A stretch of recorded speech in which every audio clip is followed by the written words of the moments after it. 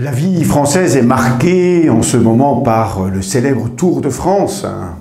Certains peuvent s'attrister de voir que ce tour n'est plus un tour réel ou qu'il part d'en dehors du pays, mais l'essentiel est quand même bien cette course qui d'abord marque l'entraînement et la vivacité des sportifs, et puis qui suscite l'enthousiasme des foules qui viennent accompagner ces coureurs et se réjouir au passage de la caravane. Mais peut-être que le Tour de France est une image utile pour nous, parce que nous sommes invités, nous aussi, à nous mettre dans la course, c'est-à-dire à nous engager avec vitalité. Mais vers quelle course ? Le but du Tour de France, c'est les Champs-Élysées à Paris, et le but de notre propre course, quel est-il ?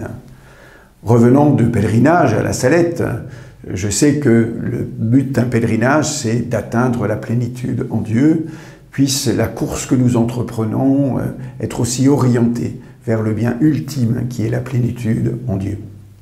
Dans une course, il y a toujours un serre-fil, c'est-à-dire que pour aider le coureur le moins vaillant, eh bien, un coureur plus fort va se mettre à sa hauteur pour l'accompagner, afin qu'il ne décroche pas.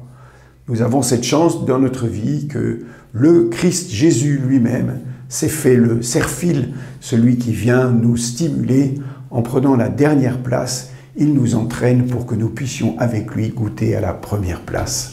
Alors, bon Tour de France, réjouissez-vous avec les coureurs, mais surtout, n'oubliez pas cette course de la vie avec le Christ.